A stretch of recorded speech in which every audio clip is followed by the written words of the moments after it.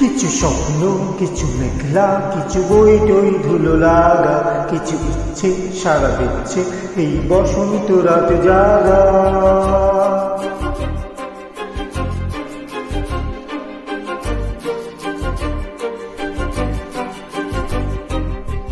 মম চিত্তে পাশ ফিরতে আজ পলাশ ফুলের কাব্য, নিতে নিতে ফুল ছিঁড়তে শুধু তোমার কথাই ভাববো।